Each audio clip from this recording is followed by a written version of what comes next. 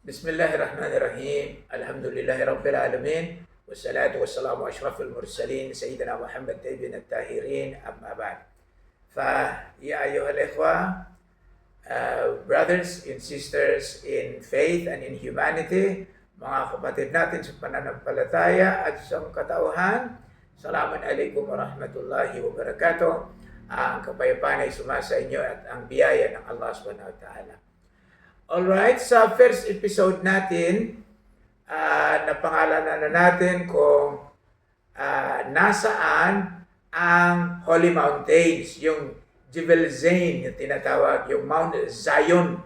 Okay, so inuulit natin na ang Mount Zion, the Holy Mountains, makikita sila sa vicinity ng Makkah. O narito, of course, ang Mount Hira. Pangalawa, ito yung Jabalun Nur, no? Then, pangalawa, ang Arafah, ang Jabalur Rahmah. Pangatlo, ang Musdalifa. Pang-apat, ang Mina. Panglima, ang Safa. Pang-anim, ang Marwa. Okay, ito yung anim na mga holy, banal na mga bundok. At of course, ang banal na fountain, yung Zamzam. Nandyan sa loob ng Masjidil Haram, malapit sa Kaaba. Alright. Ngayon, tuunan na rin natin ng pag-aaral o pagpapangalan ang tungkol sa vicinity nito, sa kabuuan. Kasi, kung titingnan natin geographically ang lugar, no?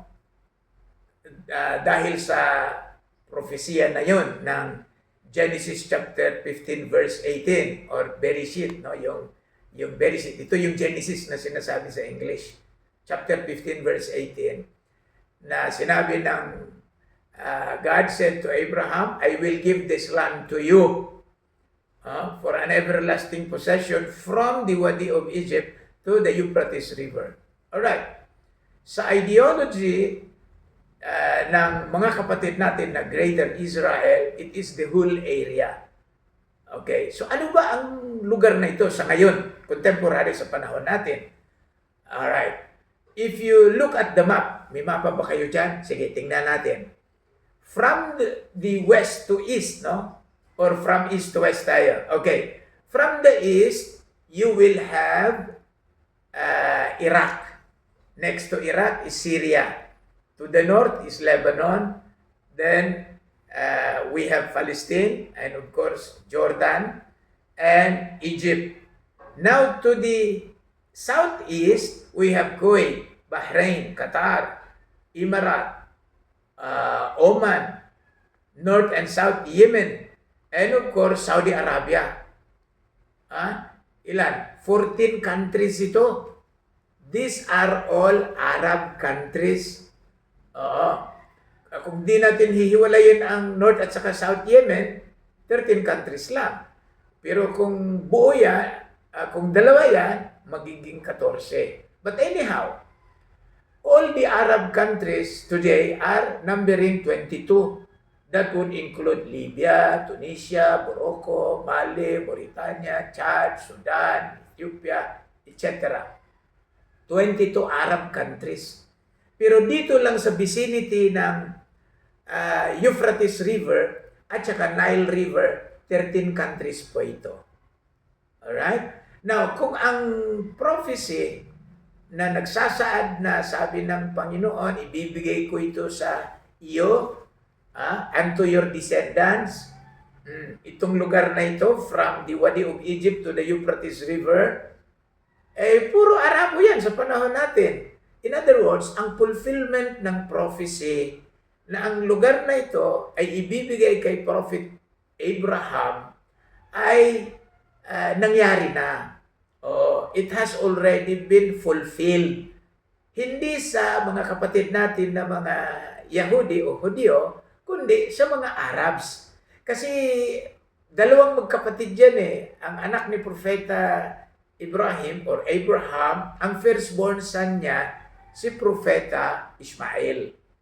Okay, that's the firstborn son from Hajar. the stone. Oo, yung pangalan niya, Hajar, it means stone.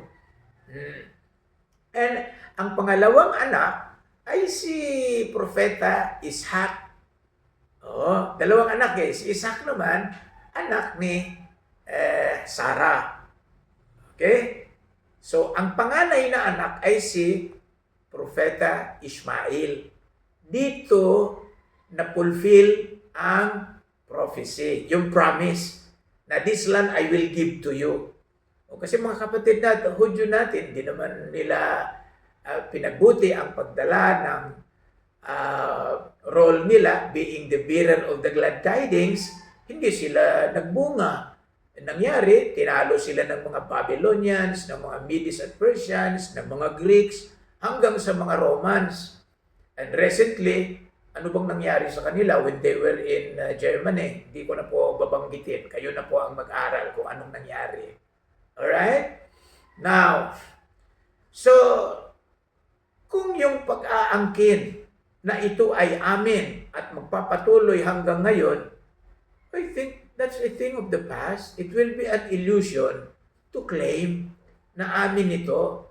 Kasi wala na. Tapos na eh. Nangyari na, na-fulfill na. Oo.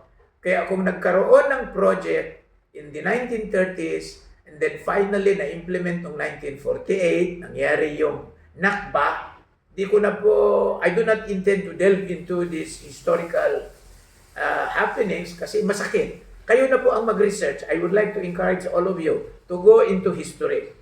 Kasi kung kami dito, I do not want to antagonize any people, individuals or group of people. I do not need to do that. Kasi ang atin dito, we're working on how we would be able to bring about change, bring about harmony and unity, not just here in this country, but all over the world. Kasi yun ang panata natin.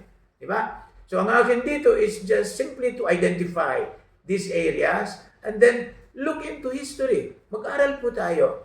Sa susunod na episode natin, pag-aralan po natin ang related na mga issues tungkol dito sa issue ng Mount Zion.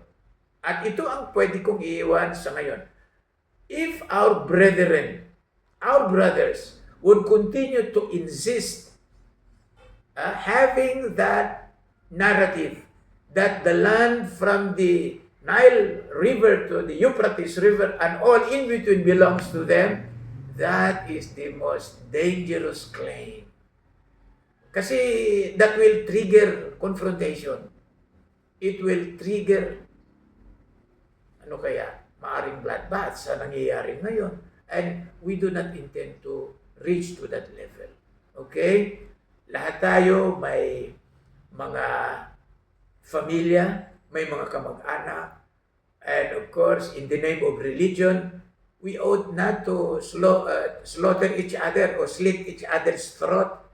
Kasi religion is here to teach us values, to teach us ethics and morals, yung morality natin, not to slit each other's throat.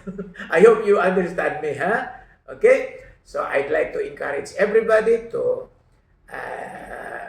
make a research of their own and also learn from these lectures we have. And I hope sa next episode natin, marami pa tayong matutunan tungkol sa Mount Zion. Okay? Marami pong salamat. Till next episode, please like or share or subscribe, no? Para dumami ang mga audience natin. Thank you so much. Alright. Assalamualaikum warahmatullahi wabarakatuh. May the peace and blessings of God Almighty be upon you all. Thank you.